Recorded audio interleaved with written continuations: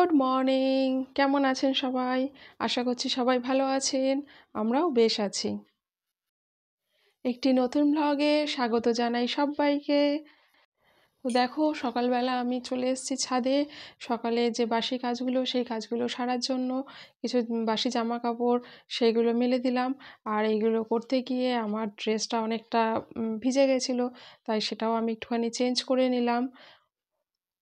তো সকালবেলা থেকে প্রচণ্ড হাওয়া দিচ্ছে আর চারিদিকে ভীষণ কুয়াশা।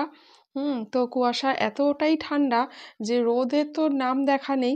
এবার কোনো রকমে হালকা হালকা একটু রোদ উঠছে কি উঠছে না, এমন একটা ব্যাপার। তো দেখো, এই তো সকালবেলা আমার শাশুড়ি মা স্নান করতে গেছেন। তো এত ঠান্ডার মধ্যেও ওনার সকাল সকাল স্নান করার একটা অভ্যেস। উনি সকালবেলা স্নান করবেন। তো গরম জল করে দিই, তেল জল সব কিছু এগিয়ে এগিয়ে দিতে হয়। তো এই জন্য আমার ওনার পেছনে অনেকটাই সময় ব্যয় হয়। তারপরে গিয়ে এই যে দাঁড়িয়ে থাকতে হয়। ধরো উনি বললেন, বৌমা আমার হয়ে গেছে। তো ঠিক আছে, আমি গেলাম। গিয়ে এবার উনি একটু, আগেকার দিনের মানুষ তো একটু মানে ছুঁচিবাই যাকে বলে এরকম ধরনের একটু আছেন।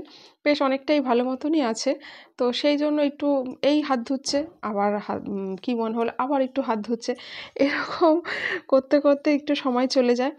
তো ফলে আর এমনিতে বয়স্ক মানুষ হাঁটতে চলতে তো সময় লাগেই, সে তো একটা আছেই। হ্যাঁ, তো এই করে আমাকে অনেকটা সময় দিতে হয়। টুচিকা নিজের দিকে কুকুরি সাপ করে। এখন আর করে না। করে না, করে। ওদের বাড়িতে 3-4টি কুকুর আছে, পলাশের বাড়ি। ওরাই পায়খানা টায়খানা করে কুকুর। শাশুড়ি মার তো একটুখানি কুকুরের প্রতি অ্যালার্জি, মানে কুকুর একদম মোটে পছন্দ করেন না উনি। আর এই দেখো আমি মশারি রাখি কিভাবে, দেখেছো? মানে আমার যে কুশন কভারগুলো আছে, সেই কুশন কভারগুলোর মধ্যে মশারিটা গুছিয়ে ভাঁজ করে সুন্দর করে ভেতরে রেখে দিই, যাতে ওপর থেকে দেখে একদমই বোঝা যাবে না যে এটা একটা কুশন নাকি ভেতরে কুশন তো অবশ্যই মনে হবে, কিন্তু ভেতরে কি আছে আদৌ, মানে সত্যিকারের কুশন না ভেতরে কি আছে কিছু বোঝা যায় না। আমার বৌমার পাশে তোমরা থাকবেই সবসময়, আমি তো সবসময় থাকতে পারবো না।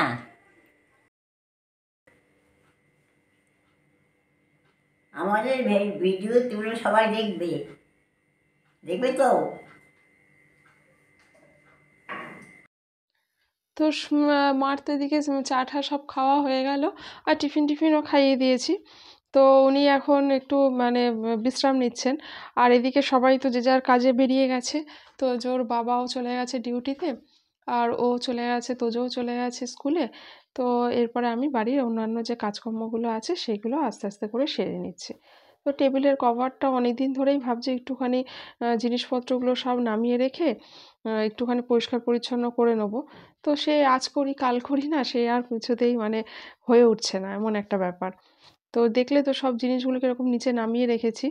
আর কি হয় জানো তো, টুকটুক করে একটা জিনিস রাখি আর একটা জিনিস রাখি, এরকম করতে করতে টুকটুক করে বেশ কিন্তু টেবিলটা একটু একটু করতে করতে এরকম ভর্তি হয়ে যায়।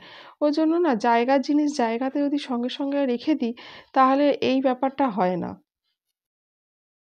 আর আজকে তো অর্কিতের স্কুলের প্রজেক্ট জমা দিতে হবে। তো সেই নিয়ে সকালবেলা তো প্রচণ্ড একটা ঝড় গেল যে প্রজেক্টগুলো মানে কীভাবে জমা দেবে, আর আদৌ সবগুলো কমপ্লিট হয়েছে কি না। এবার প্রজেক্টের ব্যাপার তো ওর বাবা, অর্কিতের বাবা একদমই এই ব্যাপারটা দেখতে চায় না। তো পুরো ব্যাপারটাই আমাকেই সামলাতে হয়। আর যার জন্য আমারও একটুখানি মানে কি বলবো, একটু রাগ হয়ে যায়। তার কারণ দেখো, পড়াশোনার টোটাল ব্যাপারটা যেহেতু ওদের একটা ইংলিশ মিডিয়াম স্কুল, পুরো ব্যাপারটাই যে ওর বাবা দেখে তা নয়। মানে দেখে, পুরোটাই দেখে, কিন্তু তার মধ্যে কিছুটা আমিও করি। হ্যাঁ, এখন ধরো এরপরে আস্তে আস্তে ওকে তো আলাদা বাইরে টিউশন দিতে হবে, কারণ এরপরে ক্লাস বাড়ছে, পড়া বাড়ছে, সব কিছুই বাড়ছে। তো সবটা তো আর বাড়িতে এইভাবে সম্ভবও হবে না, টাইম এনার্জি বলো সব কিছু মিলিয়েই বাড়িতে এইভাবে তো এখন তারপর আর সম্ভব হবে না। তো আস্তে আস্তে তো ওকে বাইরে টিচার দিতেই হবে। তো এই দেখো, এই যে আমি এখন শাশুড়ি মাকে খাইয়ে দিচ্ছি। তো উনি যে খেতে পারেন না একা একা তা নয়, অ্যাকচুয়ালি পারেনই না বলতে গেলে।